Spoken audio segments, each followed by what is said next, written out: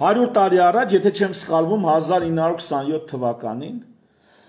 այս քարտեզը ասեմ, այս ուրմիա լիչնա, որ արդեն ցամաքել է Իրանի սահման, այս Թուրքիան է, Իրանն է, Նախիջևանն է, այս վերևը Հայաստանն է, այս էլ Աթաթուրքի մատ կոչվածն է։ Սենց չի եղել սահմանը, սահմանը Թուրքիան Նախիջևանի հետ ընդհանուր սահման չի ունեցել։ 27 թվականին այս պուճուր հողակտորի համար Թուրքիան Իրանին է տալիս այս հողակտորը, սա մի քանի անգամ ավելի մեծ է, քան թե սա։ Ուշադիր։ Այս հողակտորը տալիս է Իրանին, Թուրքիան, դիմացը վերցնում է սա, ու սահմանա ձեռք բերում Նախիջևանի հետ 100 տարի առաջ։ Հարազատներս։ Իրանց պետք է ուշադրություն։ Այս սա է իրանց պետք։ Ճանապարհ, որով կարող են Ադրբեջանի ռազմական գործողությունների եւ պատերազմի ժամանակ Ադրբեջանին ցամաքային ուղով զենք հասցնեն։ Սա իրականում կլինի փակ վագոններով, բայց երկաթուղին իր սկզբից ստեղծման օրից սկսած առաջին հերթին եղել է ստրատեգիական նշանակության օբյեկտ։ Ստրատեգիական նշանակության։ Նա իր ստեղծման առաջին օրից նախ օգտագործվել է ռազմական նպատակներով։ Թեկուզ 50 տարին մեկ հնարավոր լինի պատերազմ, երկաթուղի նախագծողները հաշվի են առնում, որ այդ 50 տարին մեկ դրա կարիքը եթե զգացվեց, ինքը պիտի պատրաստ լինի որպես ռազմական նշանակության օբյեկտ օգտագործվելու, որովհետև պայթացնես ինչ անես, հեշտ ու հանգիստ կարելի է վերանորոգել, վերականգնել։ Հասկանում եք։ Միշտ կարելի է դա գործարկել։ Ու դրա ռազմական նշանակությունը, ֆակտորը Ադրբեջանը, Թուրքիա չեն հաշվի առնում, որ չեն ուզում Իջևանից մտնեն գան Գյումրիից դուրս գան։ Իբրև քաղաքացիական, իբրև տնտեսական ծրագիր, ինչպես մեր աչքերին թոզ է փչում Արամ Սարգսյանը, Ալիևի եւ Նիկոլ Փաշինյանի ձեռքը բռնած։ Այս տարբերակը չեք հաշվել, անխոչնդոտը կարող է այսպես նեղորվա համար է գրած։ Ասում են հարց չկա, մաքսելն էլ կլ, մաքսավորումն էլ կլինի, սահմանապանն էլ կլինի, բայց հայ չպետք է կանգնած լինի ինտե։ Մեկը չպետք է լինի, որ սենց վագոնի դուռը բացի տենա մեջի ինչ կա։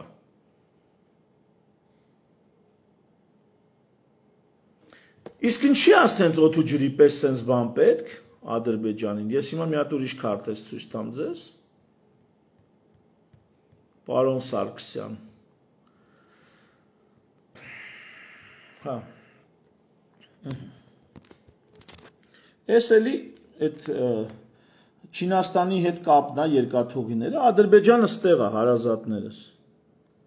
Վերևից Ռուսաստանն է, ստեղով չի կարա։ Ում դեմ պետք է կռվի Ադրբեջանը, կամ Ռուսաստանի, կամ Իրանի, էլ ում դեմ, կամ էլ Հայաստանի։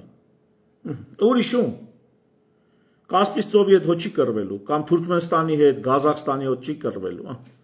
Հիմա որտեղից զենք հասցնեն ես միլիարդավոր դոլարներով հիմա սպառազինված ու շարունակում են, Հայաստանի հետ վաղուց Հայաստանը հանձնվել է Նիկոլի Թեթև ձեռով կապիտուլյացիա է ստորագրել։ Ու հələ պետք է բան նախաստորագրել, հա։ Հիմա ու գլուխագոհ որ խաղաղություն է բերել։ Ալիևն էլ ՄԱԿ-ի ամբյոնից ասում է կապիտուլացվել է Նիկոլը վատ ազգում, ասում է խի ես տենց ասում։ Աշկը տա հանում, խի է տենց ասում։ Ու հայել ասելու է։ Քանի դու եկել ես ստե ժողովրդի վրա մեկ սրոկ ընտրվելու խաթր այսքան մուտիտ ես անում։ Հիմա տեսեք, ստեղ այս Ադրբեջանի զենք չեն կարա ոչ մի կողմից հասցնեն։ Միակ տարբերակը Հայաստանի միջով անցկացնելն է։ Հայաստանի միջով էլ ոնց անցկացնեն, եթե Հայաստանը իր հերթին կարա բլոկադա անի։ Ուրեմն պետքա լինի Զանգեզուրի միջանցք, անխոչնդոտ երթևեկությամբ։ Այդ տանգերը գնացքի վրա հիշում եք, չէ՞։ Նամանավանդ, եթե իրանց խոստացած այդ միլիարդավոր դոլարների բեռներն են գնալու, երկաթուղին երկկողմանի են սարքում, ոչ թե միակողմանի։ Բայց իրանց էդի չի պետք։ Երկաթուղին Վրաստանով էլ կարա գնա, Իրանով էլ կարա գնա, այդ հələ հարց է էլի։ Այսինքն հարց է դեռ Արդյոք կկարանա Եվրոպան աստիճան սանկցիայի տակ դնել Իրանին ու Ռուսաստանին ու Չինաստանին պարտադրի, որ բեռները այնուամենայնիվ պիտի Կասպից ծովի վրայով անցնեն։ Բայց անկախ նրանից այդ հարցի պատասխանն ինչպիսին կրեն, այս մարդիկ նախ իրանց միջանցքը վերցնում են։ Արամ Սարգսյանին հիմա մի քանի ուրիշ թեզերի անդրադառնամ, որ ճանապարհը լեռներով ավելի ոլոր մոլոր է, չգիտեմ ինչ է։ Մի րոպե։ Ուրեմն սա Մեղրիի հատվածն է, Հայաստանի մի ծայրից մյուս իրանական սահմանի։ Ես բոլոր մոլորությունն եմ ցույց տալի լեռնային։ Արամ Սարգսյանը քաջալերում է, քարոզում է, որ այս ճանապարհը ավելի լավ է։ Ուրեմն այստեղ ուղիղ գծի եւ այս բոլոր մոլորության միջև 20%-ի տարբերություն կա ճանապարհների երկարությունը։ Խնդրում եմ կարող եք ծանոթանալ, ովքեր քարտեզագրությունից բան են հասկանում։ Էս էլ Իջևանի եւ Ֆիոլետովոյի միջև տարածությունն է, որովհետեւ այդտեղ է ոլոր մոլորը, մնացածը գրեթե գետահունով ուղիղ գնում է, թեև ստեղ էլ աղստեղ գետի հունով է գնում, բայց եւ այնպես։ Նույն կերպ ստե է 20%-ի տարբերություն ուղիղ գծի եւ եղած երկաթգծի ճանապարհի միջև։ Այսինքն, պարոն Արամ Սարգսյան, տես ոնց են ուսումնասիրում։ Երկու դեպքում էլ ոլոր մոլորությունը նույնն է։ Թե կանցկացնեն Մեղրիով, թե կանցկացնեն Իջևանից Ֆիոլետովո, ամենավոլոր մոլոր հատվածն ենք չափել։ Նույնն է, 20% է կազմում ուղիղ գիծը եւ այդ ոլոր մոլոր ճանապարհը։ Մի ուրիշ ցուցանիշ, որ հաշվարկել ենք։ Այս Մեղրիով բարձրությունների ուշադրություն, բարձրությունների տատանումն է եւ ընդհանուր 2.2% կարելի է սա աստիճանի վերածել, 2.2% սենց հանեմ ավելի լավ է երևում։ 2.2% թեքում կա, իհարկե գետը պիտի թեք լինի, չէ՞ որ գետը գնա։ Եվ բարձրությունների տատանումը կարող եք տեսնել, ահա։ Հիմա դնում եմ նույնը Իջևանից էլի Ֆիոլետովո բարձրությունների տարբերությունը։ Հա? Տարբերությունը տեսեք։ 3% է այստեղ էլ կազմում։ Գրեթե նույնն է։ Բարձրություն, թե ոլոր մոլորությունը, թե բարձրությունների տատանումը, նույնիսկ այս կողմում համեմատաբար ավելի բարվոք վիճակ է։ Տատանումների առումով։ Շեղումը այստեղ 3%-ի չափ, այնտեղ 2.2%-ի չափ է։ Թեքությունը։ Պարոն Սարգսյան, տեսակ, որ գրեթե տարբերություն չկա, որտեվ գետը սենց ուղիղ գծով չի գնում, գետը այս սենց է գնում։ Այնտեղ էլ է գետ հոսում, օրինակ աղստև գետը, իսկ գետը ամենահարմար ուղին է գտնում իր համար։ Ավելին ասեմ ձեզ, պարոն Սարգսյանի, Փաշինյանի եւ Ալիևի համակիրներ, Արամ Սարգսյանի, հա։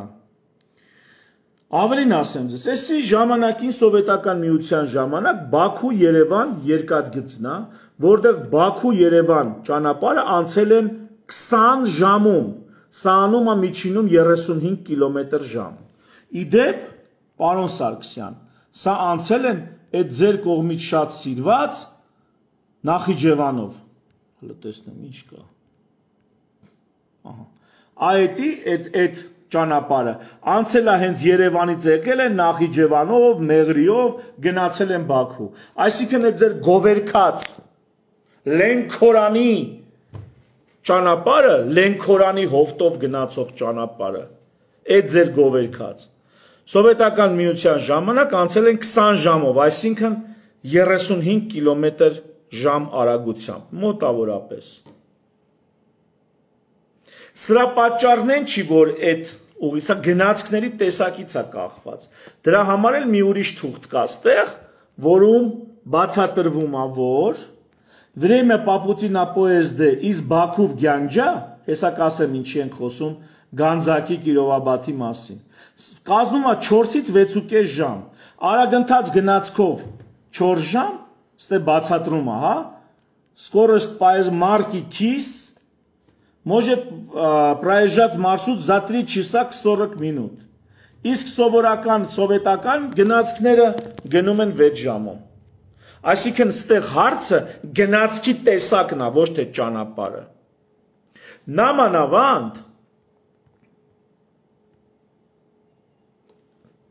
Նամանավանդ, որ այս ճանապարհը այսա գնում է քրի հովտով, քուր գետի հովտով, այս ճանապարհը ձեր գովերքած Ալիևի ու Նիկոլի հետ գնում է Արաքսի հովտով, երկուսն էլ գետա հովիտով են գնում, երկուսում էլ դուրան ճանապարհը, հարթ ճանապարհը, գետա հովիտա։ Եվ այստեղ է լեռնային կտոր, այստեղ էսա լեռնային կտոր։ Ավելին ասեմ, այս ճանապարհը Արաքսից շեղվում է Թուրքիայի տարածքում։ Ուշադրություն, այ Արաքսը ստեղից շարունակվում է վերև, իսկ իրենք մտնում են լեռների միջով են գնում։ Ու սա կազմում է մոտավորապես 100 կիլոմետր։ Բա 100 կիլոմետր ստե լեռնային ես գնում, 100 կիլոմետր ստեղ ես լեռնային գնում, ստե 50 կիլոմետր արդեն Շիրակի դաշտավայրում էլի հարթ տարածություն է։ Այսինքն գրեթե տարբերություն չկա արագության հետ կապված։ Ավելին այսօր այս պահին Միջև Կիրովաբադ գնում է գնացքը լավագույն դեպքում 90 կմ/ժ արագությամբ։ 90 կմ/ժ արագությամբ։ Մեր գնացքները հին ռուսական սովետական գնում են Թիֆլիս մոտավորապես 45 կմ/ժ արագությամբ, եթե կանգառներն ու տամոժնյան չհաշվենք, 45 կմ/ժ արագությամբ։ Ու եթե նույնիսկ, պարոն Սարգսյան, եթե նույնիսկ սա ավելի լավ ճանապարհ է, եթե նույնիսկ 150 կիլոմետր սա կարճ է, այսինքն գնում է, եթե նույնիսկ 45 գնան, իսկ ստե 90 գնան, կրկնակի ավելի շատ են գնալու, կրկնակի ավելի արագ։ Դա նշանակում է նույն ժամանակահատվածում են հանցնելու այս ու այս ճանապարհները, նույն ժամանակահատվածում, եթե նույնիսկ ընդունենք, որ մեր սովետական գնացքները դանդաղ են գնում, նույն ժամանակահատվածում են հասնելու։ Հասկանում եք։ Հեսա վերջացնում եմ։ Մի րոպե տեսնեմ, որ սլայդը ցույց չտվեցի։ Այսպիսով Իջևանից Գյումրի երկաթգիծը միայն բացակայում է Ֆիոլետովոյից Վանաձոր 31 կիլոմետր ընդամենը։ Ուղիղ գծով ավելի մոտիկ է 31 կիլոմետր երկաթգիծ է ընդամենը պակասում։ Եվ վերջ, մնացած ամեն ինչը ընդամենը պետքա վերանորոգման մի քանի աշխատանքներ արեն տարբեր տեղերում։ Ու սա թողած դուք փորձում եք մեզ համոզել, որ մեղրիով անխոչնդոտ ճանապարհը դա ավելի տնտեսապես ձեռնտու է։ Ժամանակով մի բան էլ ավելա մեր մոտ, եթե օգտագործեն նույն գնացքները, ինչ որ ադրբեջանցիք են օգտագործում։ Եթե նույնիսկ գնացների փոփոխություն չլինի ժամանակով նույնն է, ճանապարհը ավելի կարճ է Հայաստանով, ավելի մեծ տարածք է անցնում Հայաստանով, հետևաբար կապում է Հայաստանի հյուսիսը հարավի հետ, նաև Նախիջևանը գնում, կապում է Նախիջևանը, ենթադրենք Թովուզի հետ կամ Կիրովաբադի հետ։ Այդ բոլոր հարցերը լուծվում է։ Մի տարբերություն կա, Ալիևին ներքևն է պետք, որովհետև պետք է Հայաստանից արտոնյալ ճանապարհ, ոչ թե արտատարածքային, արտոնյալ։ Ես ցույց տվեցի Աթաթուրքի մատը։ 100 տարի առաջ Նախիջևանի հետ են կապել Թուրքիան։ Շարունակում են այդ նույն ծրագիրը։ Հիմա պիտի սկսեն արտոնյալ ճանապարհ, անխոչնդոտ բառը գրած։ Հետո իրանք գիտեն ինչ կանեն։ Հետո իրենք գիտեն ոնց կխլեն։ Էլ չեմ ասում, որ սրանով դու դուրս ես գալի Չինաստանի, Իրանի եւ Ռուսաստանի դեմ։ Գազային գազը թողա գազի խողովակ անցնի։ Ես խոսում եմ երկաթուղու մասին։ Գազի խողովակը ոստից ուզում են թոտանեն։ Ես խոսում եմ երկաթուղու մասին։ Նրա մասին ինչով կարելի է նեղ օրը զենք տեղափոխել։ Առանց մեր վերահսկողության։ Առանց հայի բացել ստուգելու։ Մարդ չպետք է մոտենա, ինչ ասում մարդ չպետք է մոտենա։ Ինչի մարդ չպետք է հայ երես չպետք է տնեն։ Միամիտ չբացես տենաս մեջի ինչ են տանում, որովհետև 50 տարվա մեջ մի անգամ հաստատ իրանց պետք է գալու։ Այդտեղով զենք տեղափոխելը 50 տարվա մեջ մի անգամ դա պետք է գալու։ Ուկրաինան այսքան պատերազմ կարող է վարի, որովհետև Լեհաստանի հետ հսկայական սահմանով ինձ զենք ուզում մտցնում են։ Հələ պատկերացրեք այդ սահմանը չունենար, չլներ ու լինեն մեկուսացման մեջ։ Այսինքն սրանք գլուխ են գովում, թե ճանապարհները ապաշրջափակելով Հայաստանն են ապաշրջափակում, իրականում Ադրբեջանն են ապաշրջափակում, Հայաստանը ապաշրջափակված է, որովհետև Վրաստանով պետք է զենք տանի, Ռուսաստանի հետ գնալով լավանում է Վրաստանը։ Ու էլի պետք է հայերին օգտագործեն, ջիջիլ գցեն, ոնց որ ռուսներն են հայերին օգտագործում, հիմա եվրոպացիք պետք է հայերին օգտագործեն, Վրաստանին ասեն խելոք մնա, թե չէ Հայաստանով ալտերնատիվ ունենք։ Հասկանում եք։ Ռուսաստանին ասենք խելոք մնա, թե Հայաստանով ալտերնատիվ ունենք։ Հետո բարիշեն վրացիների հետ, ռուսների հետ, Մարտես Իրանի հետ, ֆրան մեր հերնանից են։ Ասեն դուք գործիք էիք Եվրոպայի ձեռին մեր դեմ սանկցիաներ, պատժամիջոցներ օգտագործելու համար։ Ձեր տարածքով գնում էին, մեզ էին չոքացնում։ Մի օր կբարիշեն իրար հետ, ոնց որ Թրամփն ու Պուտինն են ուզում բարիշեն։ Ֆրալու են մեր հերնանից են։ Ինչի է գերտերությունների այս գոտեմարտում գործիք դառնում մեկի կամ մյուսի ձեռքին։ Ռուսաստանի ձեռքին գործիք դառար, չխրատվակ։ Այստեղ եմ ասում Վազգեն Սարգսյանի խոսքերը, մեղրու հետ կապված, դուք մերոնին թույն կխառնեք։ Պարոն Արամ Սարգսյան, գոնե նրա հիշատակը վառ պահի։ Գոնե նրա հիշատակը վառ պահի։ Ինչ ասես արել է սկզբում, բայց վերջին շրջանում գոնե ուզեցել է հարց լուծի։ Գոնե չի ասե, մեղրին մեզ ձեռնտու տարբերակը, գոնե չի ասե, գոնե չի հորդորե հանձնել մեղրին, գոնե այդքան արել է, դա արդեն պատմական նշանակության առարկա։ Այսքանը թերևս։ Շնորհակալություն ուշադրության համար, ցտեսություն մի շնոր հանդիպում։ Հիշեցնեմ, հոկտեմբերի 2-ին կառավարության շենքի մոտ հրապարակում ժամը 11-ին, վաղը չեմ այսօր 5-շաբթի օրը։ Պատերազմին մասնակցած, կռված եւ մեդալներ ստացած մեր եղբայրները իրենց մեդալները վերադարձնելու են կառավարությանը